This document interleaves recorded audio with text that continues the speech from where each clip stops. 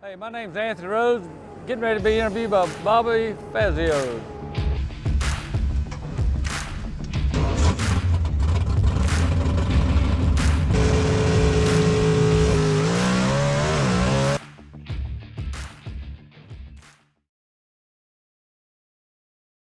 All right, here we are at the 2022 NHRA US Nationals. The Hemi Challenge was running, the Dodge SRT Hemi Challenge. And I love these Hemi cars, these Barracudas, these Darts, all limited to 68 426 cubic inch Hemis. It's the Super Stock AH designation. And I'm here talking to Anthony Rhodes, who has perhaps one of the nicest cars in the Hemi Challenge here, the Karolina Kuda, because Anthony Rhodes hails from South Carolina. Anthony, how you doing? I'm doing pretty good. How you doing, Bobby? Doing great. Anthony, what part of South Carolina are you from? I'm from Charleston, South. I live in Charleston, South Carolina. I'm originally from a little town called Lugolf, spelled L-U-G-O-F-F, South Carolina. All right. Now, this actual Barracuda that you're running, this is an original 68. It's original B029 car. We won the US Nationals with Steve Yondas driving it back in 2020. And then it was white, teal, black, and gray. And now it looks like it's freshly painted here. This, to me, looks like a Bucky Hess paint job here. So, well, how did that come about? Well, back when we won in 2020, we kind of get right next door with Bucky and all the time, and we was talking. And Bucky said, "Well, you might have the fastest in the Hemi in the United States right now, but you definitely got the ugliest." And he shamed us into painting it. Of course, looking at some of Bucky's cars, only one person could paint like that. Tukey, he's a heck of a fella on painting. I mean, how you could freehand all that and make it all the same, and the height, I don't know how you do it. I don't know how you do it either. And the gold leaf and everything else. I couldn't even draw a stick figure when I was in school. So I kind of shamed him in a little bit. I weigh about a good 50 pounds more than Steve did. And I couldn't even fit in the car, so I had to move the seat back, lower it down because I'm a lot taller. Anyway, I was trying to get we ordered carbon fiber front end for this car before we painted it. But it didn't get here in time. So we went in and painted it. It's a fiberglass front end, that's when it came from the factory.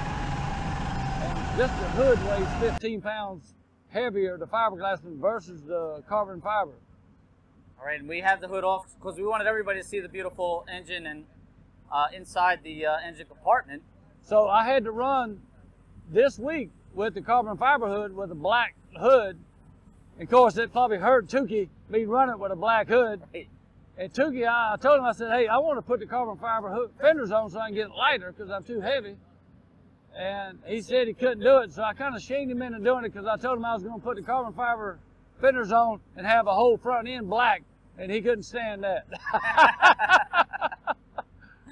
I bet they are perfectionists, and their cars speak for themselves. I mean, all their work is just so nice. Right. Let's talk about the engine here. Anthony, who builds the engines for you? Charlie Westcott with Militia Power, and he's one heck of a fella. He, especially with me not knowing, I mean, I didn't work on the motors or the clutches or anything back when Steve was driving. I helped him. I handed him wrenches or helped him take the floorboard out or whatever. And so I had a big learning curve, having to adjust the clutch, how to drive a stick shift. I knew how to drive a stick shift before it was a running car, not a race car, not gear slamming, race car, Hemi Super Stock. It's quite a jump from your Honda Civic, Oh yeah, stick shift. yeah, Volkswagen. Volkswagen, right? And then I went to a fastback Mustang 65. But anyway, it's a lot to it. Yesterday, we was running, it wasn't running, the top end was down. Knew something was wrong. Started looking at the valve springs. We had a couple of broke valve springs, so I'd never changed valve springs. Steve Camella came over with his tools, showed me how to do one, and I did the rest of them with my good buddy Justin Wiseman, and he works for me, but we're friends as well. And without him, I couldn't have done this either. And my son was doing all the electronics, Charles Anthony. And because my normal man does electronics, he went on a cruise up in Alaska. Whoa! Yeah, so he picked a hell of a time to go on a vacation, didn't he? Right. Well, We have the biggest race of the year right now. Right. Well, what happened was his kids gave him that cruise for his Father's Day or whatever, so he couldn't turn it down. I don't blame him. That's really nice. And one of our good buddies that helps us, he hadn't been doing too well. Probably Brian Kilgore, and he's been in the hospital. They thought he was going to die about a week ago, and he's been on the ventilator, and he's off the ventilator now and starting to do better. So he needs a double lung transplant, basically what he needs. Wow. So he's been through it all. He's a good fellow. We But wish getting him back well. to the car, Charlie, he helps us all the way. He helps me figure out, you see these numbers here?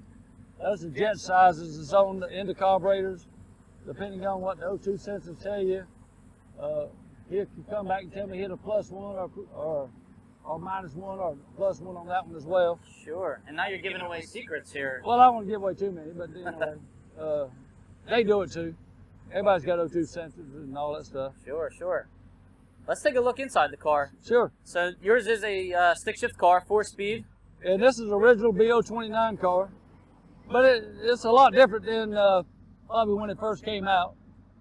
Sure. Now, what? Hold on 1 second. I just turned the power on. Oh, power was on. The battery was about dead anyway. We'll throw the charger on that. So you got a Liberty 4-speed. 4-speed Liberty. Yep. We're not allowed to have a 5-speed Liberty, only a 4-speed, and it's a lot of fun driving this thing. And what kind of clutch is in the car? It's got a Charlie Westcott clutch. We were running a Ram in a G-force transmission. I changed all that. Well, we changed the Charlie clutch, the militia clutch, back when Steve was driving. Now these seats, look at this. I feel like, where'd you get this interior from?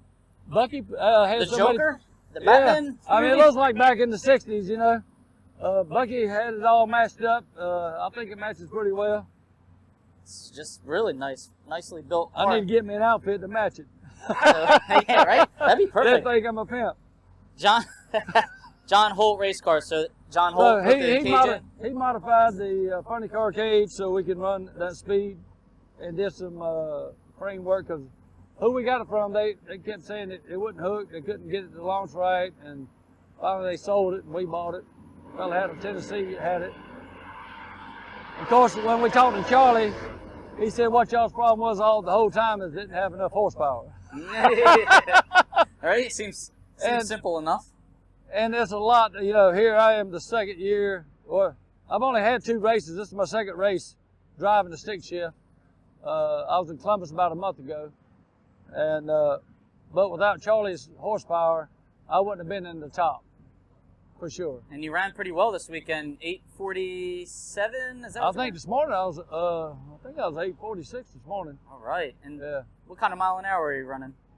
This last I was right at 159. So this car was Steve driving it in some good cold weather, or cool weather and low down in Belrose. We did an 8:28, 162 mile an hour. Wow, that's flying. So it was running. So it was running good, and you you qualified pretty well this weekend, right?